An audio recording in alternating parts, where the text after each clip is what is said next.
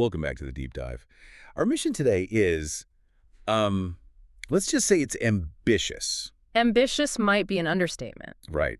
Because today we are diving headfirst into an entire academic volume. I mean, not just a few articles, but a full peer-reviewed journal issue. And it's not just any journal. We are synthesizing the January 2026 issue. That's Volume 4 of Exploration, or, as it's known locally, ILEAN. Yeah, and if you just open the table of contents on this one, you might get, like, immediate intellectual whiplash. You really would. I mean, the sheer scope of this source material is what makes it so fascinating. We are talking about 20 distinct peer-reviewed research articles, and they really do span the globe and the whole spectrum of human knowledge. Right. In the single volume, you'll find a really rigorous technical analysis of ChatGPT's impact on English teachers. Okay, very current. And it's sitting right next to an ethnographic study of aging in Kathmandu. Wow. And then that's followed by research into missing sun and moon mythology. It's an incredible range. That dizzying variety, that's really the core aha factor for any learner who's trying to be well-informed. It forces you to connect dots you just never realized existed. For sure. This is not a single topic deep dive. It's more of a cross-disciplinary shortcut.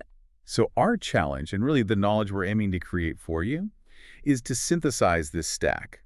All 20 of these disparate research articles into cohesive, actionable knowledge. How do you find the common thread? Exactly. How do we draw the through lines across artificial intelligence and posthumanism, and then jump to Nepalese education reform and hyperlocal mythology? Yeah, that's what we're here to do. That's the plan. We're going to show how these seemingly disconnected fields are actually in conversation with each other. And to set the stage, I think we have to understand the source's identity, where this is coming from. Yeah, that context is key. This volume originates from the Research Management Cell, or RMC, of Darchula Multiple Campus. And that campus is part of Far Western University in Nepal.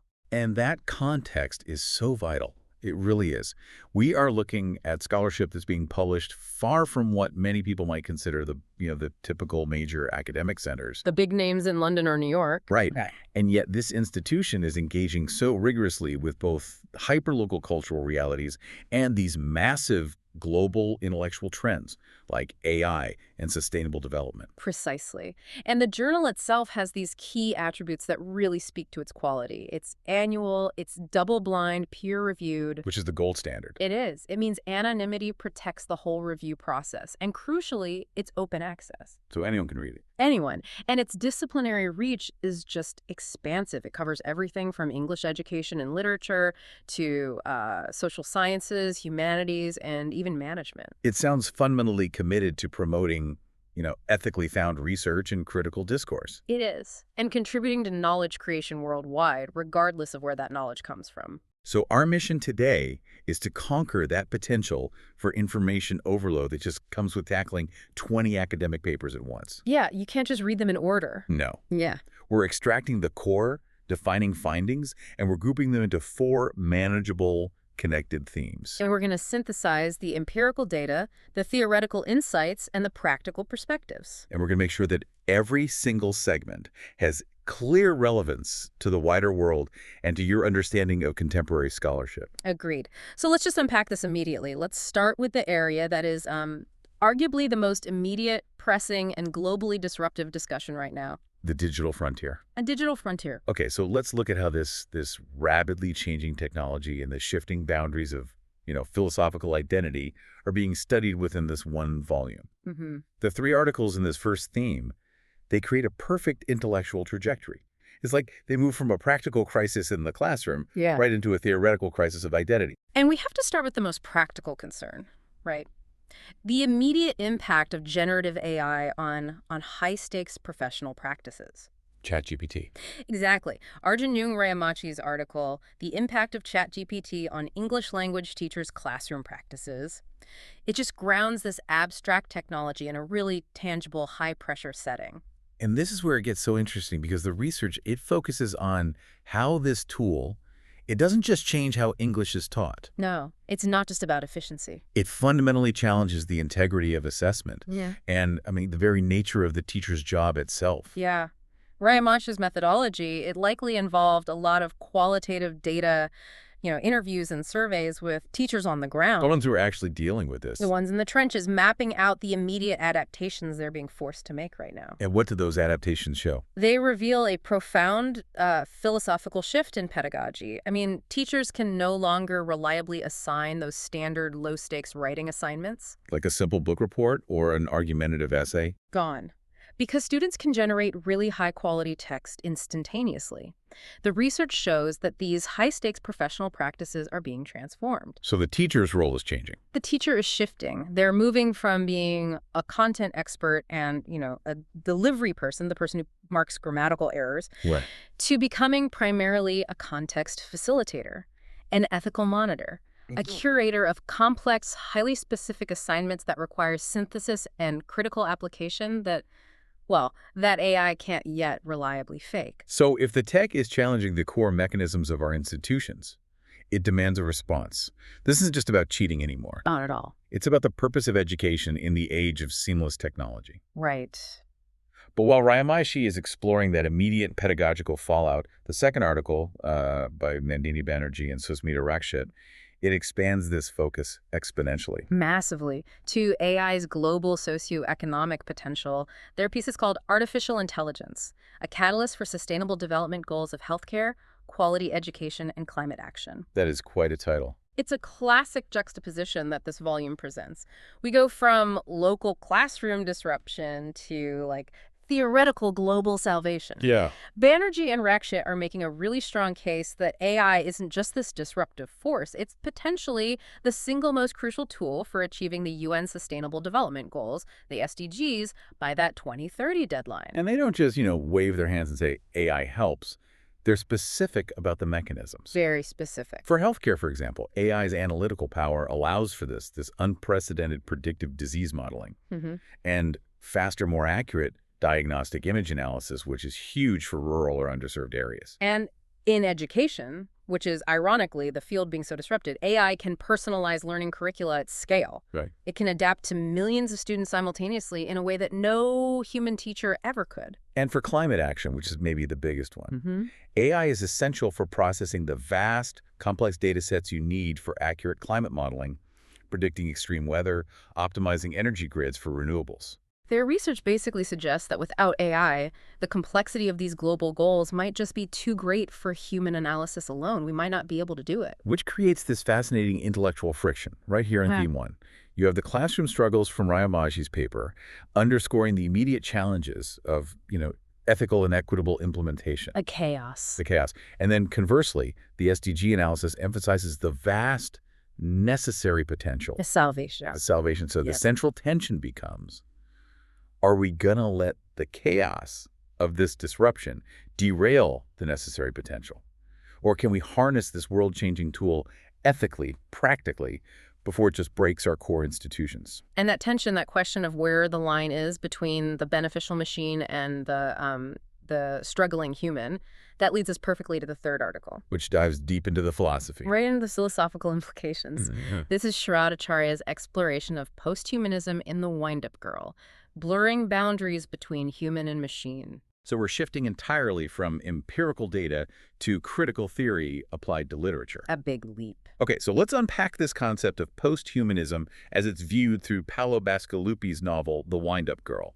This isn't just sci-fi, it's a critical lens. Exactly. Posthumanism, in this context, it explores a future where the traditional autonomous definition of the human, the purely biological Cartesian self, is rendered obsolete or transformed. Transformed by what? Technological integration, genetic engineering? Environmental pressures. And the novel The Wind-Up Girl, it serves as this powerful cautionary tale because it's set in a future that's defined by corporate control, by bioengineering, manufactured pandemics. Sounds familiar. A little too familiar. And Acharya analyzes how the central characters, who are themselves genetically modified or engineered, like the titular wind-up girl. Who is an engineered human. She's an engineered human. Yeah. And characters like her force us to question the sanctity and the very definition of the human form itself. And this critical theory is so vital because it connects our immediate debates over AI tools. The algorithms that Ryamachi and the SDG researchers are talking about, Right. It connects them to a broader cultural and philosophical narrative about our survival and our identity. If, as the SDG article argues, solving the climate crisis requires integrating AI into every facet of society and potentially blurring that human-machine interface. What are the costs? What are the ultimate irreversible costs to our fundamental identity? That's the question. And Acharya's work suggests that by using literature, we can explore these hypotheticals before they become reality. The novel warns against corporate power defining the terms of humanity. So if Ryamachi shows us the immediate ethical problem, And the SDG article shows us the necessary technical solution. Acharya shows us the ultimate philosophical consequence. It's the whole intellectual circle, the present operational challenge with ChatGPT, the future theoretical benefit with the SDGs, and the ultimate identity consequence through posthumanism. It's a beautifully synthesized opening to the journal. And this intellectual movement is perfect because the most pressing practical application of all this digital and theoretical knowledge, as this whole journal volume shows, it lands squarely in the institutional setting that defines identity. Education. Education. All right, shifting gears now. We have to give some serious attention to the immense focus in this volume on the Nepalese education system. It's a huge part of the journal. It is. Particularly English language teaching, or ELT. We have 6 core articles, plus another one on English medium instruction, so that's 7 research pieces. Which signals a clear and intense area of contemporary reform and research priority for Far Western University. This isn't just academic interest. I mean, this feels like a systemic response to a crisis. And that crisis is defined right at the start. The research is grounded in a systemic policy challenge presented by Gambhir Bahadur Chand and Rajendra Prasad Joshi. Their piece is called Decreasing College Enrollment in Nepal, a comprehensive examination of teachers' experiences. And that is a fundamental, an existential problem for any education system. For sure. If enrollment is going down, it creates this systemic urgency to evaluate, well, everything. Everything. The article delves deep into the teachers' experiences to try and understand the root causes. And it's not just a demographic shift. No. The findings, they probably point to a confluence of factors, right? Yeah. High rates of student migration abroad, students seeking better opportunities. Or the perceived lack of practical value in local degrees, or even institutional quality issues that stem from resource constraints. The implication is just crystal clear. The system is under pressure. It needs to stop the decline through, demonstrable quality improvement. And this systemic issue, it sets the necessary backdrop for all the pedagogical research that follow. Which acts as the proposed solution. Exactly. If the education is better, more relevant, more engaging, then maybe, just maybe, the decline slows. Okay, so when the system is under that much pressure, the response has to be innovative pedagogy. It has to be. Which leads us immediately to look at specific classroom techniques being researched, moving beyond those, traditional passive methods. Yeah. We see 2 really strong examples of innovation here. The first is Deepak Bhatt's Enhancing Poetry Teaching Practices in the EFL Classrooms, and exploratory action research. This is crucial, not just for the topic. Poetry can be notoriously difficult to teach. Especially in an English as a foreign language setting. Right. But it's also crucial for the methodology. Yes. Let's quickly define action research for the listener because it really matters here. Good idea. Action research means the teacher identifies a specific problem. Let's say students are totally disengaged with poetry analysis. Okay. Then they implement a solution they've designed themselves, maybe integrating visual arts or performance elements into the lesson. Something hands-off. Exactly. And then they rigorously measure the results to see if the practice actually improved.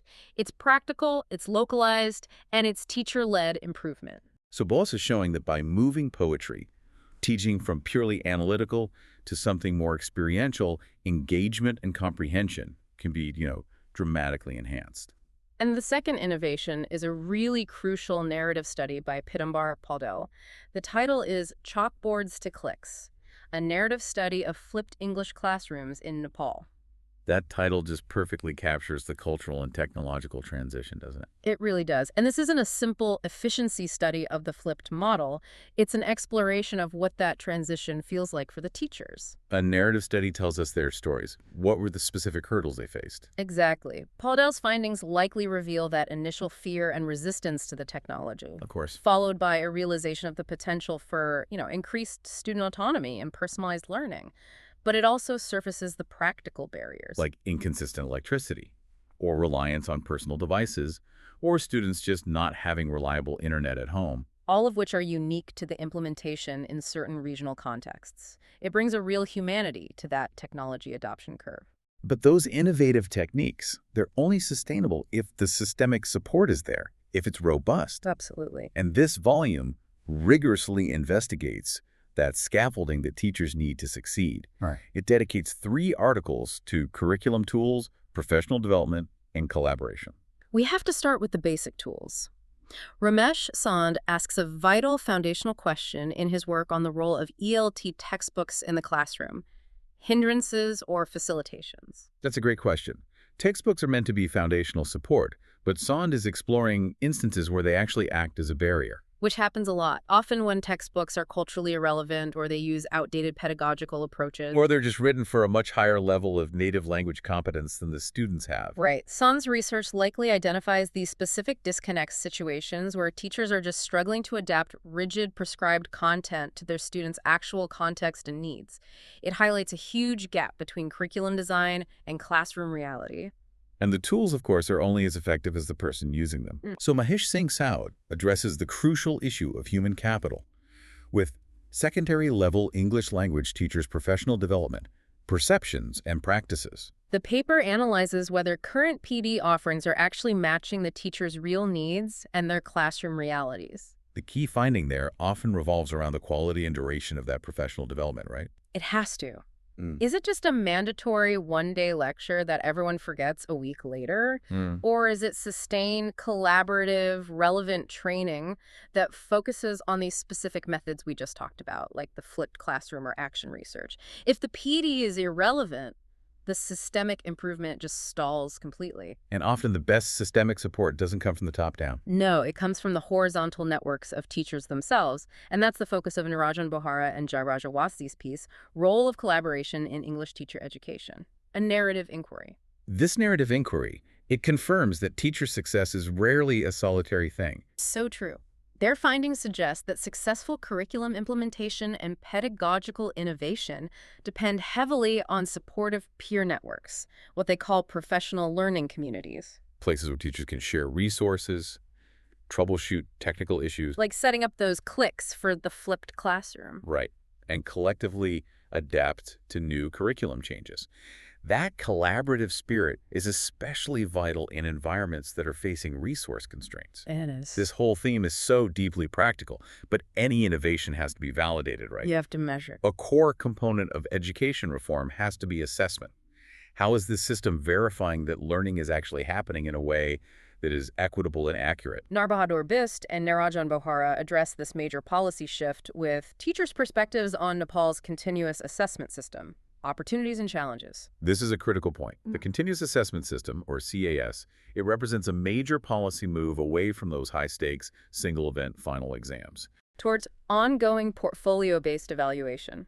The opportunity there is huge. It allows for diagnostic feedback, it reduces student stress, and it captures a much broader spectrum of learning over time. But the challenge, as Bist and Bohra detail through the teachers' perspectives, is administrative. Oh, massively. I mean, imagine going from grading 3 major exams a year to tracking dozens of small assignments, projects, and participation scores for hundreds of students. It's a massive administrative burden. It requires specific training to ensure consistent scoring, and it raises all these questions about standardization across different schools. Teacher buy-in and effective training are absolutely essential for CAS to succeed. For sure. And finally, we tie back to pedagogy with a specialized challenge related to globalization, the medium of instruction, or MOI. Right.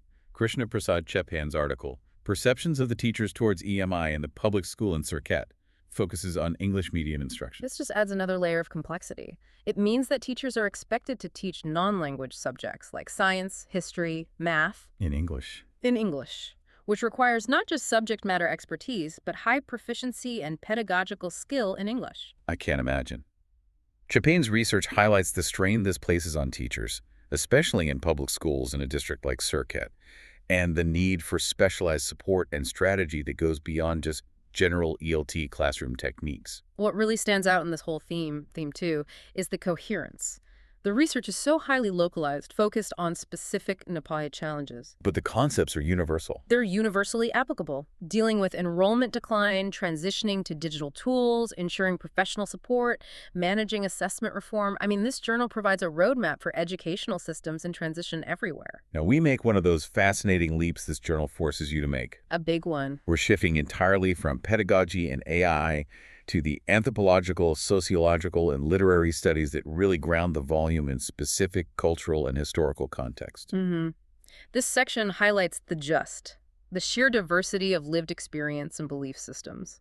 And let's start by providing a strong historical and global context through literary analysis. Okay. Bhupraj Joshi's piece is a fascinating study. From pin to pole, building an empire in Daniel Defoe's Robinson Crusoe. This is a classic of the Western canon, right? Yeah. Often read as a simple adventure story.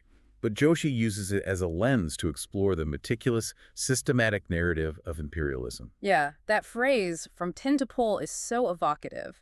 It signifies that methodical, comprehensive process of expansion and economic appropriation that's inherent in historical imperial projects. So Joshi's analysis moves way beyond just simple survival. It does. It explores how Crusoe's actions on the island, his immediate need to measure, categorize, control, and capitalize on the environment and the local inhabitants. It serves as a metaphorical blueprint for empire building. Exactly. The article explores how this classic work transmits an ideology of control. The civilized individual must conquer the landscape and impose a rational economic structure upon it. It's a really powerful global historical narrative of control. And that narrative provides a necessary contrast for us to view the hyper-specific contemporary ethnographic studies on local vulnerability and identity within Nepal. It shows how the forces of global history actually manifest in individual lives. Which brings us to a vital public health and social justice focus, with Lal Singh Karki's findings on sexual and reproductive health among women with disabilities in Kalali district. This is such essential research. It focuses explicitly on a marginalized population whose health needs are so often systematically overlooked. Karki's work is empirical. It's gathering data on the specific barriers these women face. And the findings, they underscore these local public health challenges for women with disabilities in Kalali district. Things like social stigma, lack of accessible healthcare facilities, Limited educational materials, or healthcare providers who just lack specialized training. The study's value is in its specificity, right? It argues that general public health campaigns are just not enough. They're insufficient. To address these vulnerabilities, policy has to be tailored. It has to ensure communication is accessible and facilities meet the specialized needs of this group. It's a clear call for equity, and it's grounded in local data. Okay, so now let's look at the rhythms of life and age, which are explored through two contracting life cycle studies. And they both track this negotiation between tradition and modernity.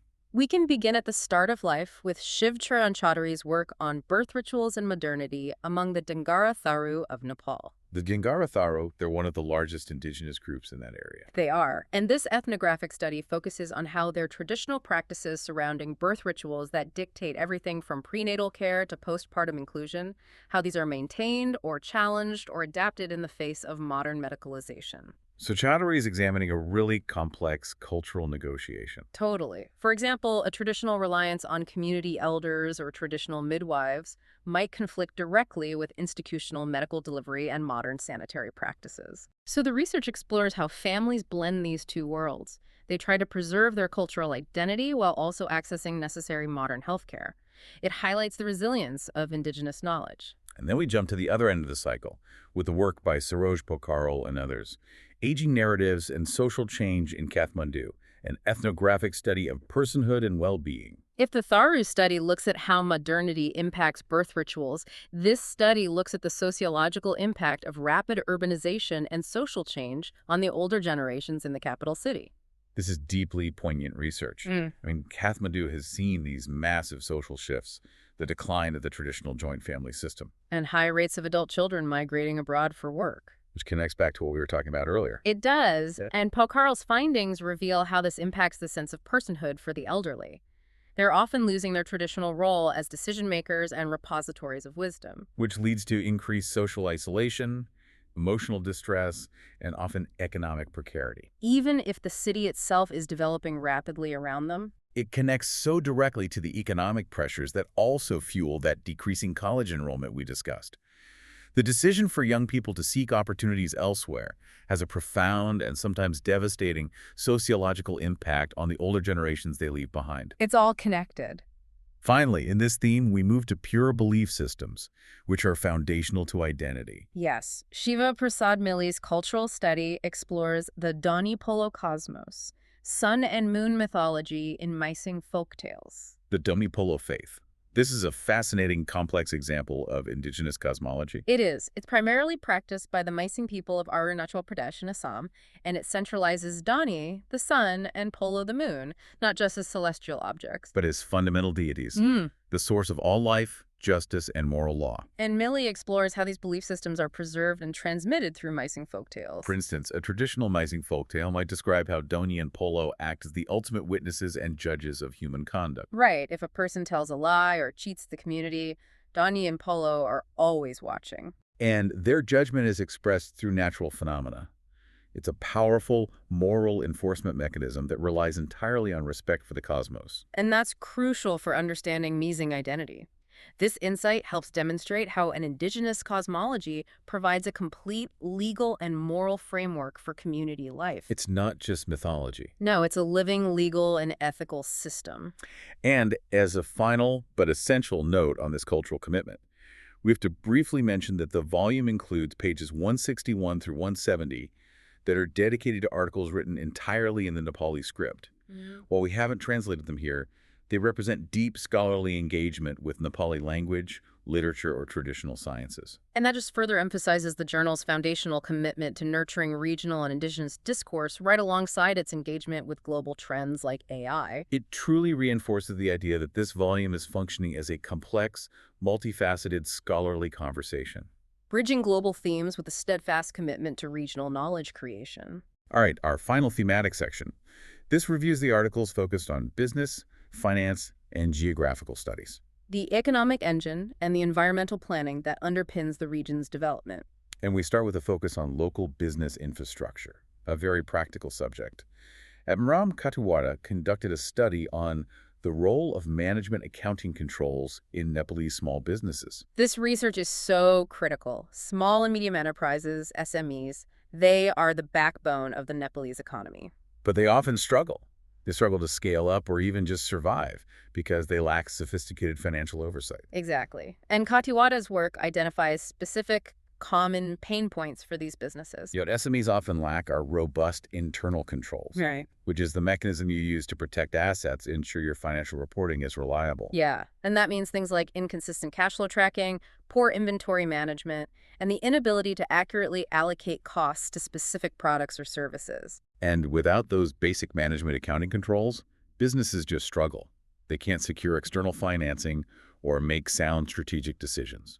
So Katiwada's research provides tangible solutions for professionalizing these essential small enterprises. Okay, so moving from organizational management to personal finance, we can analyze the decision-making factors in the article by Tika Ram Carroll, Shiva Raj Podal, and Pratik Carroll.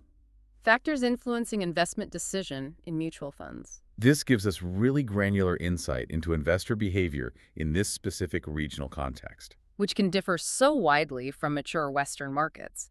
Mutual funds are a growing segment there, and the researchers detail what specific drivers influence individuals to actually put their money there. Their findings likely highlight the weight of factors like demographic profiles.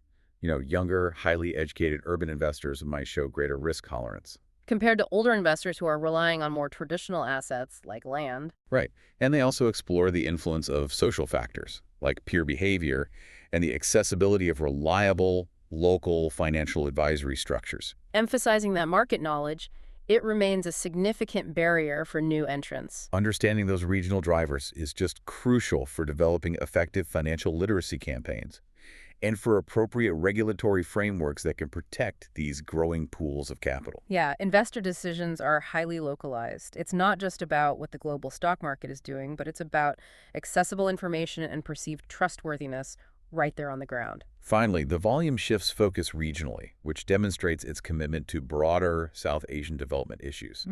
With the study by Farhadur Reza and others, Yeah. exploring the prospects and challenges of sustainable waterfront development in Bangladesh. This is a critical geographical and urban planning study. It tackles a global problem, but in a very localized context. And waterfronts, whether you're talking about coastal areas near the Bay of Bengal or riverine settlements, they are economically and culturally vital areas, but they're also highly vulnerable. Vulnerable to what, specifically? In Bangladesh, we're talking about massive pressure from climate change. Sea level rise, increased salinity intrusion into freshwater sources, more intense storm surges. And the study also explores challenges from unregulated urban development and the proliferation of informal settlements along these sensitive areas. So Reza and his colleagues, they're arguing for what's called integrated coastal zone management.